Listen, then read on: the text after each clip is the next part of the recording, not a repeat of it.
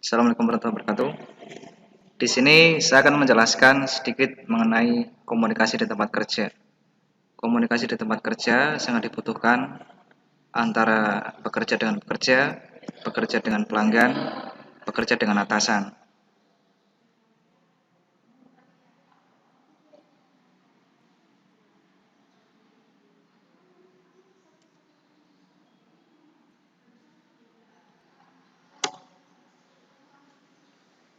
Oke, untuk melakukan komunikasi dengan pelanggan, yang pertama yaitu komunikasi adalah suatu proses penyampaian informasi, pesan, ide, atau gagasan dari satu pihak ke pihak lain. Jadi komunikasi ini adalah antara mekanik dengan pelanggan agar pada saat komunikasi ini terjadi komunikasi yang baik. Jadi pada saat misalkan ada kerusakan, kerusakannya apa? Nanti antara mekanik dengan pelanggan bisa sinkron. Jadi nanti apa saja yang mau diganti, apa saja yang mau diperbaiki itu bisa maksudnya antara pelanggan dan mekanik jadi satu paham. Pada umumnya komunikasi dilakukan secara lisan atau verbal yang dapat dimengerti. Ya pada intinya komunikasi itu biasanya dilakukan secara lisan antara mekanik dengan pelanggan. Jadi mekanik menyampaikan secara lisan kerusakan-kerusakan apa yang terjadi pada media atau sepeda motor atau mobilnya kepada pelanggan. Yang penting komunikasi tersebut bisa dimengerti. Kalau untuk proses komunikasinya sendiri, yang pertama itu adalah pengiriman berita, yang kedua pesan, yang ketiga penerima pesan, yang keempat prosedur pengiriman berita, yang kelima reaksi. Jadi yang pertama ini ada sebuah berita, nanti ditingkatkan menjadi suatu pesan. Nanti pesan sendiri ada yang menerima pesan. Setelah alur roda 1, 2, 3 ini tercapai, nah, setelah itu nanti ada pengiriman berita atau pengiriman pesan. Yang tadi sendiri biasanya pesan tersebut disampaikan secara lisan. Setelah pesan disampaikan, yang kelima ini adalah reaksi atau tanggapan. Bisa kita simpulkan, mekanik mengirimkan berita dijadikan pesan, pelanggan menerima pesan tersebut, mekanik pengiriman berita menggunakan pesan. Setelah itu nanti pelanggan menanggapi.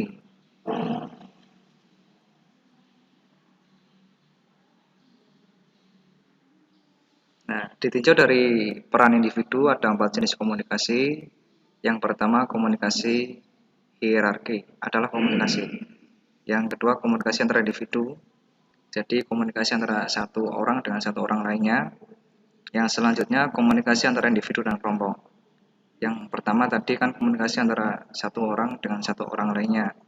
Setelah itu ditingkatkan komunikasi satu dengan beberapa orang. Setelah itu ditingkatkan lagi komunikasi antara individu dengan masyarakat. Yang pertama komunikasi satu orang dengan satu orang. Setelah itu ditingkatkan satu orang dengan lebih dari satu orang. Setelah itu ditingkatkan lagi lebih dari 2 orang, 3 orang, atau 4 orang, dan lain sebagainya. Sendiri.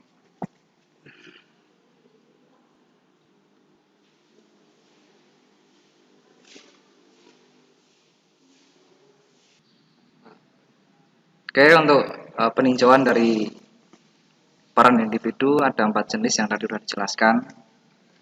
Yang komunikasi antara individu, satu orang dengan satu orang lainnya, individu dengan kelompok, satu orang dengan lebih dari satu orang, atau bisa dikatakan 2, 3, atau 4. Yang selanjutnya itu adalah individu dengan masyarakat. Jadi satu orang dengan lebih dari 2, 3, atau 4. Jadi nanti bertingkat antara individu, kelompok, dan juga masyarakat. Lalu untuk selanjutnya akan dijelaskan oleh anggota kami.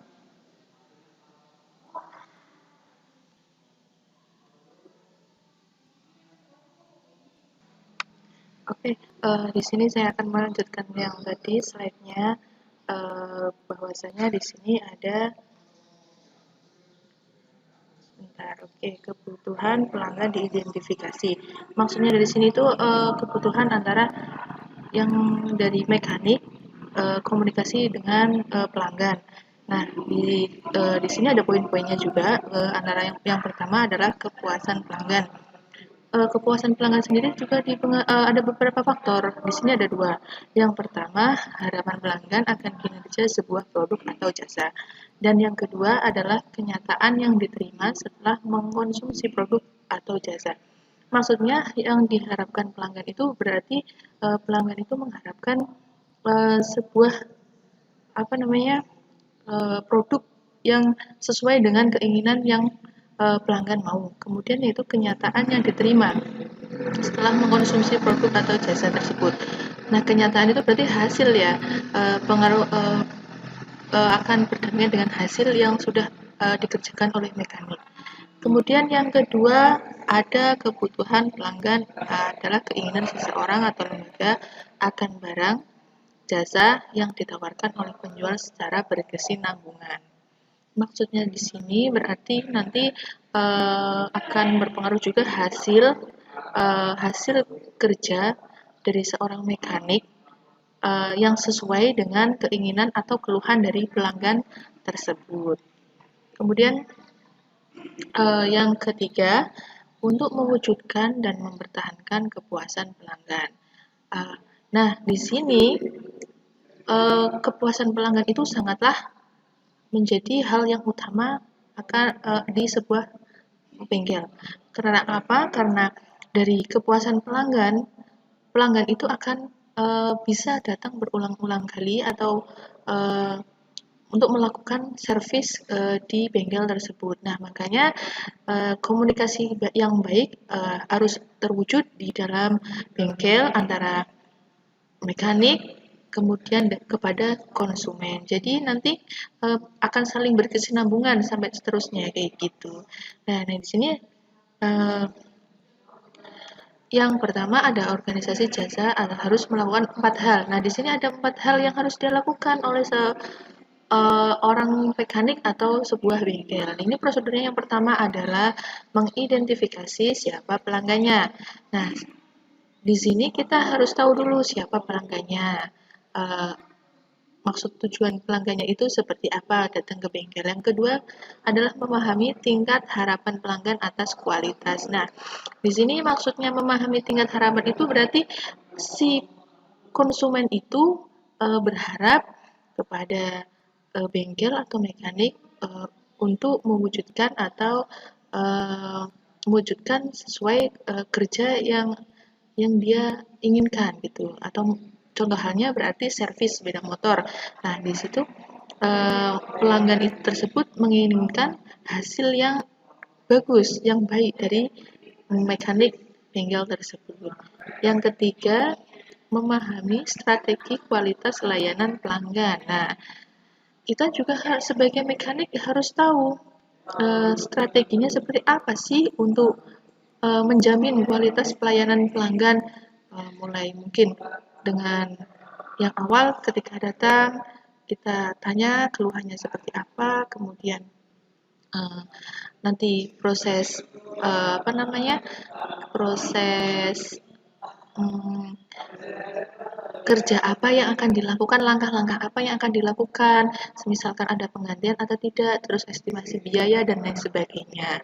Kemudian yang keempat, memahami siklus pengukuran dan umpan balik dari kepuasan pelanggan. Nah, di sini kita nanti setelahnya bisa melakukan apa ya namanya, kalau bisa dikasih kritik saran lah, jadi dari pelanggan. Jadi kita tahu seberapa kepuasan pelanggan terhadap jasa yang kita berikan. Kemudian di sini ada pun tahapan kebutuhan pelanggan yang harus diidentifikasi. Yang pertama, pengumpulan kebutuhan merupakan proses pengumpulan informasi. Maksudnya, di sini berarti sebelum contohnya gini, ketika awal pelanggan masuk, kita cari informasi sebanyak-banyaknya tentang keluhan apa yang dilakukan pelanggan. Misal pelanggan itu mengeluhkan sepeda motornya kampas remnya bunyi atau apa gitu lah, kita kumpulkan data-datanya seperti tersebut. Nah, baru nanti kita tindak lanjuti langkah apa yang akan kita lakukan. Kemudian yang kedua ada analisis kebutuhan merupakan proses pemahaman permasalahan dan kebutuhan untuk menentukan solusi yang dapat dikembangkan. Dan ketiga, ada spesifikasi kebutuhan, baik dari segi perangkat lunak maupun perangkat keras, pendukung, serta desain pangkalan data atau database. Kemudian yang keempat adalah pengelolaan kebutuhan rekrutmen manajemen untuk mengidentifikasi, mengendalikan, dan menyimpan setiap perubahan. Nah, itu adalah tahap kebutuhan pelanggan yang harus diidentifikasi. Kemudian selanjutnya nanti slide berikutnya akan dilanjutkan oleh rekan saya. Cukup sekian. Baik, oke. Sekarang saya akan melanjutkan dari presentasi teman saya. Yang pertama adalah yaitu tahapan kebutuhan pelanggan. Itu sudah disampaikan. Setelah itu saya akan menjelaskan tentang contoh komunikasi. Jadi komunikasi itu terbagi menjadi dua, yaitu komunikasi secara lisan dan secara tulisan. Jika secara lisan itu diutarakan secara langsung bertatap muka dengan orang tersebut. Yang kedua adalah komunikasi secara tulisan, yaitu di mana membuat atau mengirim surat teguran, membuat dan mengirim surat aduan, membuat dan membuat surat rekan dan sebagainya dengan cara ditulis. Selanjutnya yaitu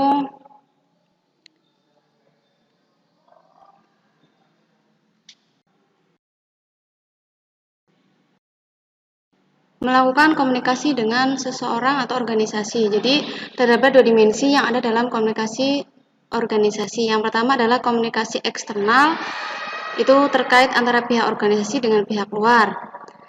Setelah itu adalah komunikasi memiliki bagian khusus untuk berkomunikasi dengan pihak eksternal, yaitu bagian public relation atau hubungan masyarakat. Yang kedua adalah komunikasi eksternal bisa dilakukan dengan cara komunikasi secara langsung seperti dialog. Baik, selanjutnya yaitu mekanisme eskalasi kebutuhan pelanggan dilakukan sesuai standar prosedur, di mana standar prosedur tersebut dilakukan yaitu standar operasional prosedur atau sesuai SOP, serangkaian instruksi tertulis yang dibawakan mengenai berbagai proses penyelenggaraan aktivitas organisasi. Yang kedua adalah eskalasi, adalah penyampaian masalah ke jenjang yang lebih tinggi. Setelah itu, mekanisme eskalasi kebutuhan pelanggan dapat dilakukan dengan menggunakan aliran komunikasi organisasi, yaitu F1 communication.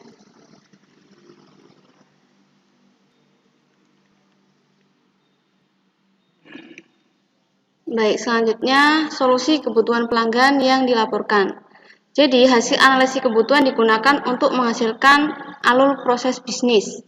Setelah itu, hasil analisis harus dikomunikatifkan atau dikomentasikan dan dilaporkan kepada pelanggan khusus sehingga kepada pihak manajemen organisasi yang akan dibuatkan sistemnya. Selanjutnya, laporan dalam bentuk dokumen kebutuhan sistem merupakan hasil diskusi antara tim pengembang. Setelah itu, dokumen kebutuhan sistem ini dapat dijadikan acuan atau referensi selama pekerjaan. Dan hal ini mendukung pencapaian target kerja yang tepat waktu dan sesuai biaya yang telah direncanakan.